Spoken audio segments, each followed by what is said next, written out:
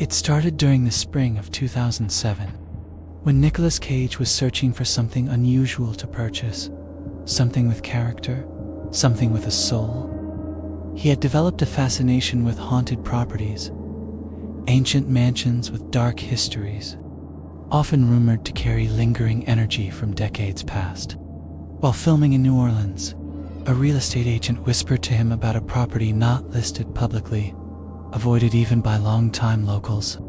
It was known simply as the LaLaurie Mansion, once owned by the infamous Madame Delphine, a name soaked in terror and unspeakable cruelty. The building stood tall and defiant on Royal Street, wrapped in shadow even beneath the southern sun, windows like eyes that refused to blink. Nicholas was intrigued, drawn not just to the history, but to the sheer weight of the legend that clung to the structure's walls. Despite repeated warnings from locals and even crew members on set, he purchased the mansion outright cash. No questions, as if trying to own fear itself. On his first night inside, the house groaned as if exhaling, adjusting to a new owner, its air thick with memory and dust. He wandered from room to room, captivated by the strange architecture, the spiral staircases, the hidden doors, and the thick velvet drapes that hadn't been removed. At 3:12 a.m., a cold draft swept through the hallway, even though all windows had been locked and sealed, shut hours before. He chalked it up to the old building's ventilation, an excuse that soothed the mind but not the skin, which bristled with good. The next day, he brought in decorators and antique consultant, hoping to restore the house, maybe even live in it part-time when not filming. But the workers rarely returned after their first shift. Most quit. Some mumbled prayers as they left. One even ran, dropping his tools in panic. They spoke of hearing voices in rooms without people, furniture shifting when no one was near, and the unmistakable feeling of being watched constantly. One contractor left a note behind, written in shaky cursive. "She never left. You shouldn't be here. Please don't let her in." Cage shrugged it off, thinking it was probably just superstition, a good ghost story wrapped in folklore, common in a city like New Orleans. But then he started dreaming vivid, crushing dreams filled with screams behind walls, and faceless women with broken limbs dragging themselves across floorboards. He would wake drenched in sweat, sometimes with scratches down his arms, as if he'd been fighting something during sleep, something that fought back. The house began to change. Subtly at first, the mirrors would cloud over without explanation, and lights flickered no matter how new the wiring was. He once saw a woman in a blood-red dress standing at the top of the stairs, her face veiled, her body still as marble. When he blinked, she was gone, but the imprint of her hand remained burned into the railing, like frost in the middle of a Louisiana summer. Determined not to let fear control him, Cage invited a medium to the house, a woman flown in discreetly from Salem. She barely stepped inside before going pale and whispering, "This place is not haunted, it is inhabited. There's a difference. Something chooses to remain." The medium refused to enter past the foyer, insisting he leave the property immediately, and offering to cleanse him personally if he ever felt claimed. That word, claimed, echoed inside his head long after she left, lingering like smoke in the back of his mind, impossible to wave away. One evening, while rehearsing lines in the study, he heard footsteps above him, measured, deliberate, as if someone were pacing in his private bedroom. He called out, but no answer came, and when he climbed the stairs, the room was empty, yet the bed was sunken, still warm. Things escalated quickly after that.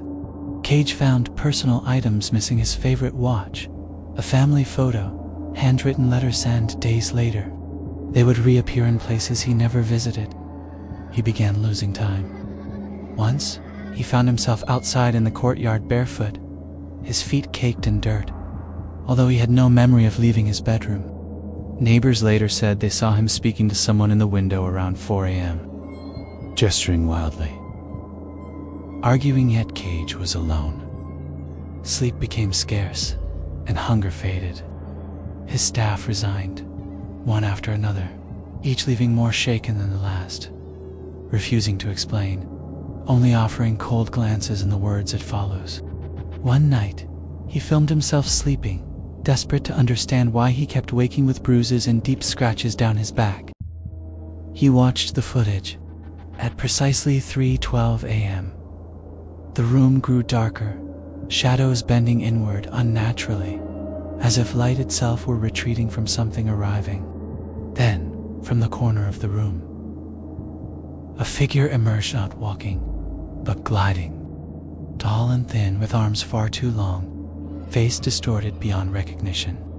It stood over his bed for 23 minutes, unmoving, watching, until Cage jolted awake, his scream silent on video. Though his face twisted in visible agony, he stopped watching after that. Soon after, while attending a film festival overseas, he woke up in his hotel to find a note under his pillow written in charcoal. "You cannot leave what you invited in. The house is not the prison. You are." Shaken, he returned to New Orleans only to find the mansion darker than before, as if its walls had aged by decades during his absence. No birds perched near it anymore. Even the city seemed to hush when passing, tourists quickly crossing to the opposite sidewalk, their voices subdued as though out of respect or fear. Cage tried selling the house, but no buyer would even step through the gate.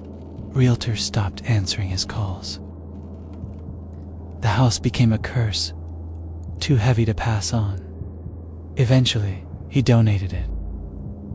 The documents were quiet about the recipient, but rumors swirled that a historical society accepted the deed only under strict anonymity and legal protection.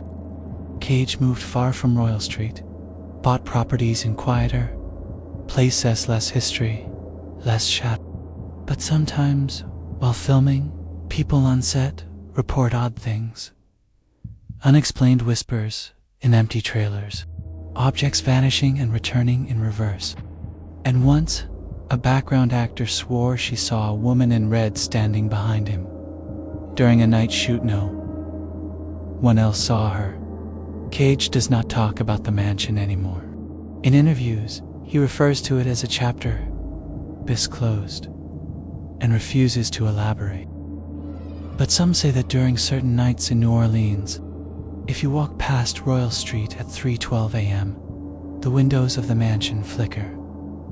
Not with light, but with something that moves, as if someone or something is still pacing those old floors, waiting for its next guest, or watching for the one that got away. And in those moments, the wind carries a strange echo on like any sound in the city. It is not crying, it is not laughter, it is something older. It is hunger, and it remembers Nicolas Cage, even if he tries to forget it.